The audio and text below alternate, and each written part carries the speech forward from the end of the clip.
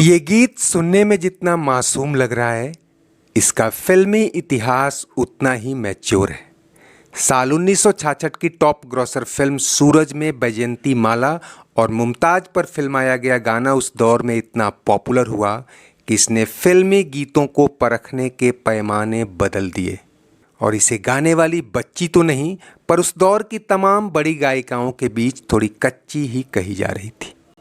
लेकिन अपने पहले ही गाने से कोई गायिका उस दौर के गायन सम्राट मोहम्मद रफ़ी को एक खास मोर्चे पर टक्कर दे देगी, ये किसी ने सोचा भी नहीं था।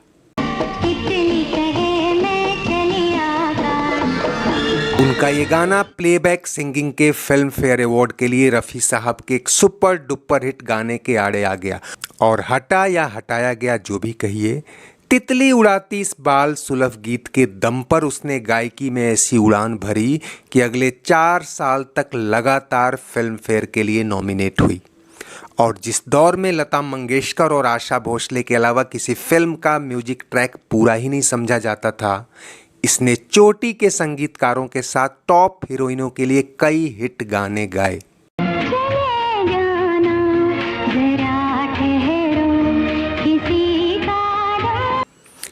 और पहली बार भारतीय पार्श्व गायन में कैबरे और पॉप धुनों की मधोशी भी घोली, जिसे आगे चलकर कई गायिकाओं ने भुनाया।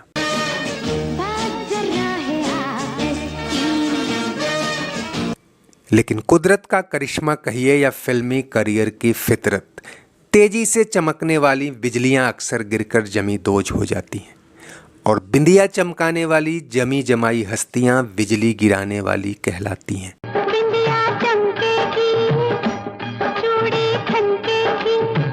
आपको जानकर हैरानी होगी कि इस इमैच्योर कही जाने वाली गायिका ने लता मंगेशकर के कई ऐसे ही सुपरहिट गानों को पछाड़ते हुए बेस्ट सिंगर का फिल्म फेयर अवार्ड भी जीत लिया था।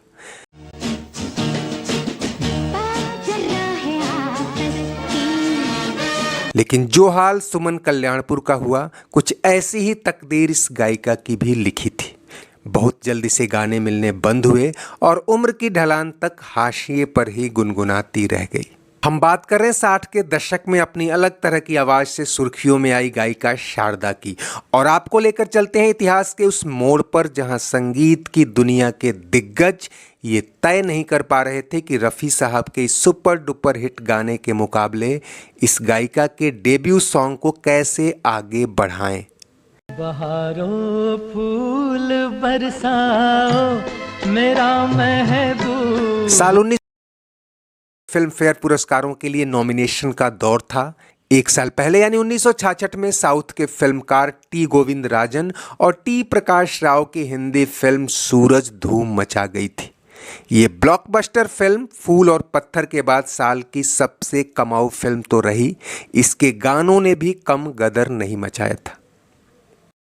मेरा महबूब आया है, मेरा महबूब। 2 गाने उस साल बिना का गीतमाला से लेकर कई मंचों पर चार्ट बस्टर रहे। शंकर जयकिशन की धुनों पर फिल्म में कुल 7 गाने थे, जिनमें से 5 हसरत जयपुरी ने लिखे थे और उन्हें मोहम्मद रफ़ी ने गाया था, और 2 गाने शैलेंद्र ने लिखे थे, जिन्हें इस नई नवेली गायिका शारदा से गवाया गया था। रफ़ी साहब का गाया ये गाना न सिर्फ उन दिनों कई रिकॉर्ड तोड़ गया, बल्कि आज भी कालजयी कल्ट सॉन्ग माना जाता है। लेकिन शारदा के गाए इस गाने में न जाने कैसी मिठास, कैसी क्यूटनेस, कैसा भोलापन था कि ये उस साल बच्चे बूढ़े सबकी जुबां पे चढ़ गया और रेडियो पर भी छाया रहा। और जब साल 1966 की फिल्मों के लिए 67वें फिल्म फेयर नामांकन शुरू हुए, एक मुश्किल आड़े आई। तब तक प्लेबैक सिंगिंग के लिए केवल एक ही अवार्ड मिलता था, मेल और फीमेल की अलग अलग कैटेगरी नहीं थी। ऐसे में तय था कि शारदा या रफ़ी साहब में से किसी एक का ही गाना आगे बढ़ेगा। रफ़ी साहब का ये गाना गायकी और सुरों के पैमाने पर लाजवाब तो था ही, उनकी आवाज़ को भी एक नई बुलंदी दे गया था। जबकि दूसरी ओर शारदा की तुलना रफ़ी साहब और उनके इस गाने से तो नहीं की जा सकती, लेकिन ये गाना इतना पॉपुलर हुआ कि नॉमिनेटिंग कमेटी के मेंबर असमंजस में पड़ गए और वोटिंग की नौबत आ गई। दोस्तों, विश्वास तो मुझे भी नहीं होता, लेकिन कईयों ने लिखा है और आपको जानकर हैरानी होगी कि वहाँ दोनों गानों को बराबर वोट मिले, यानी मामला टाई। फिर तय यही हुआ कि कुछ भी हो, बहारों फूल बरसाओ गाने को तो नॉमिनेशन से बाहर किया ही नहीं जा सकता।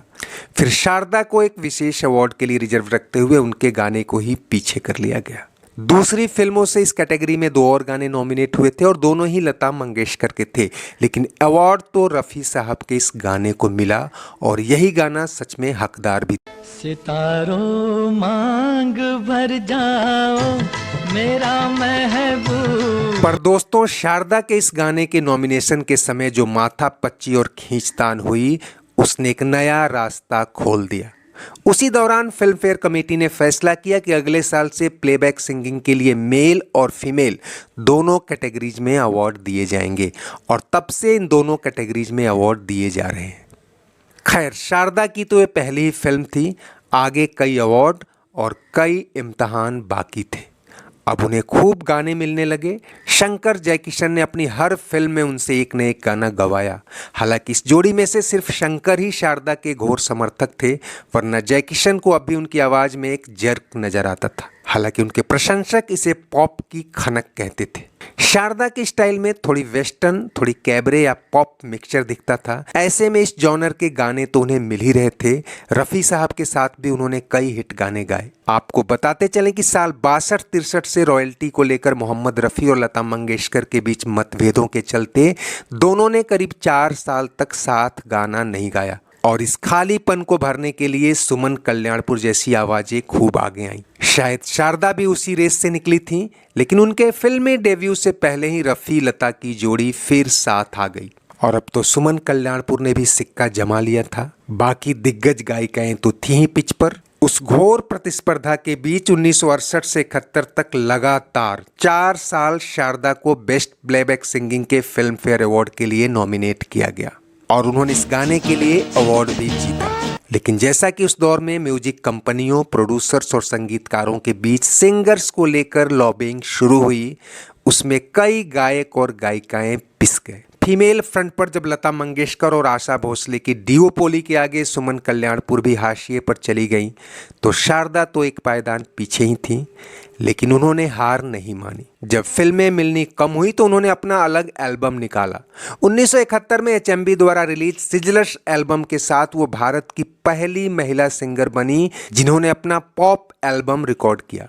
शंकर जयकिशन के अलावा रवि, OP नैयर, RD बर्मन सरीखे कई संगीतकारों ने उनसे गाने गवाए और कई हिट भी हुए। इनमें मोहम्मद रफ़ी, आशा भोसले, किशोर कुमार, मुकेश जैसे दिग्गजों के साथ कई ड्यूएट सॉन्ग भी थे। उनकी आवाज़ में एक तरह की मासूमियत और सादगी के बीच एक टनकदार लचक भी थी, जिसे सब देसी पॉप कहते थे। हालांकि उस समय उषा उत्थुप और 1-2 और गायिकाएं इसी टोन के साथ फिल्मों में एंट्री की बाट जोह रही थीं। लेकिन शारदा के भीतर एक तरह की मल्टी स्किल्ड शख्सियत भी थी, जो हर चुनौती को अवसर में बदलना चाहती थी। लॉबिंग कह लें या वक्त का दबाव, कई संगीतकारों ने जब उनसे गवाना बंद किया तो उन्होंने खुद संगीतकार बनने का फैसला किया और कई फिल्मों में संगीत भी दिए। 1974 में माँ, बहन और बीवी फिल्म के लिए उनकी धुन पर रफ़ी साहब को फिल्म फेयर नामांकन भी मिला। अच्छा ही हुआ दिल टूट गया। लेकिन बतौर संगीतकार उनका रास्ता कठिन था। बड़े बैनर की फिल्में तो शायद ही मिली और गायकी भी धीरे धीरे बंद हो गई। लेकिन फिर भी उनके खाते में 100 से ज़्यादा फिल्मी गाने दर्ज हैं। 80 के दशक के आखिर तक उन्होंने गाना लगभग बंद ही कर दिया। साल 2013 में शारदा ने 79 वर्ष की आयु में अंतिम सांस ली, लेकिन जाते जाते कई ऐतिहासिक उपलब्धियों के साथ कुछ गाने भी छोड़ गई।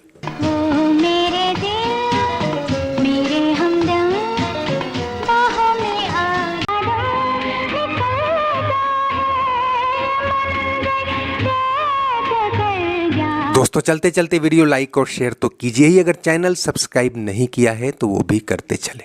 कमेंट बॉक्स में आपकी हर राय का स्वागत है। शुक्रिया, नमस्ते, आभार।